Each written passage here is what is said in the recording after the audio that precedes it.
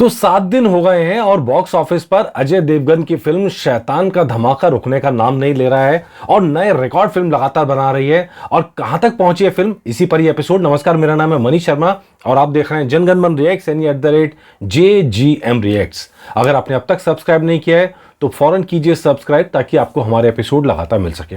और आपका बहुत बहुत शुक्रिया कि आपने हमारे चैनल को 40,000 के पार पहुंचा दिया है। बहुत बहुत शुक्रिया। चलिए जल्दी से बिना वक्त गंवाए एपिसोड की शुरुआत करते हैं।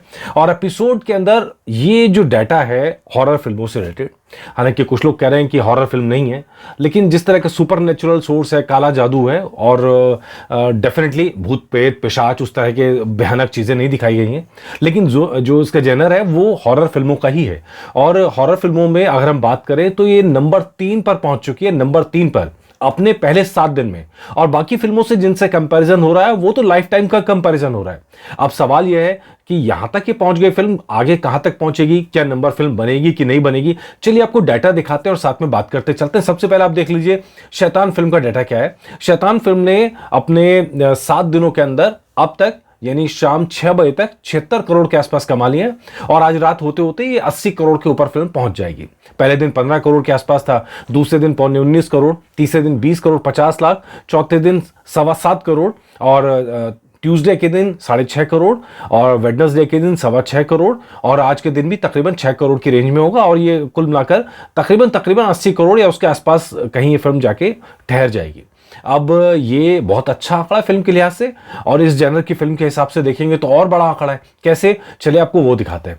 नंबर 3 पर जो फिल्म है इस समय, जिसको इसने पीछे छोड़ा, वो कौन सी फिल्म है आपको वो भी बताते हैं।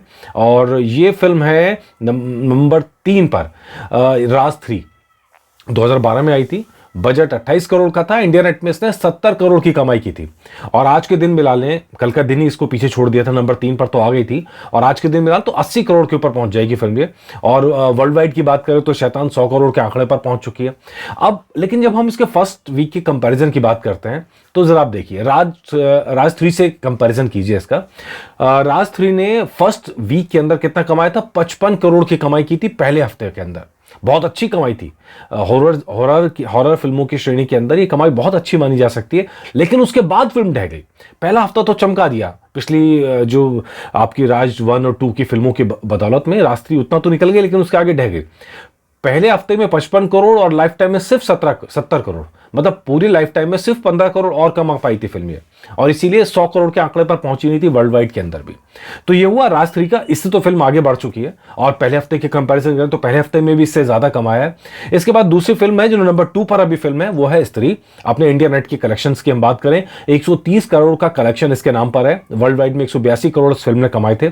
अब सवाल यह है कि क्या शैतान इससे आगे निकलेगा, स्त्री से आगे निकलेगी कि नहीं निकलेगी।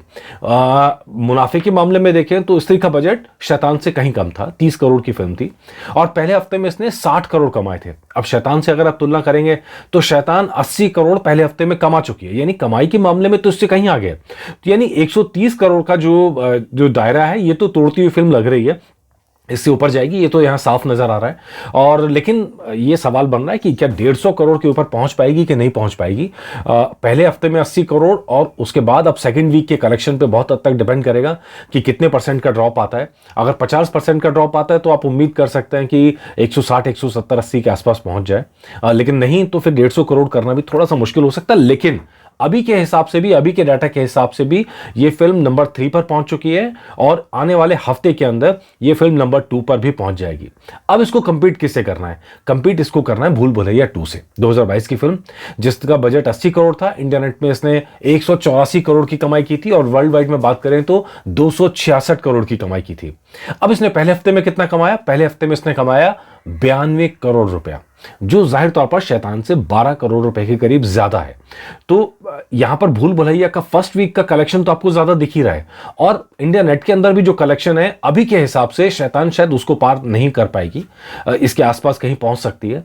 और अब अब जाहिर तौर पर डाटा पे निगाहें, उम्मीद कर रहे हैं कि अच्छा परफॉर्म करे, आगे भी परफॉर्म करती रहे। अभी तक सॉलिड चल रही है, बॉक्स ऑफिस पर नंबर अच्छे आ रहे हैं और इस जेनर की फिल्म के लिए ये नंबर्स बहुत अच्छे कहे जा सकते हैं। और खास करके जब फिल्म का बजट कम है उस लिहाज से तो मैंने आपको कहा था कि पहले हफ्ते में ये प्रॉफिटेबल हो गई है, हिट हो गई है।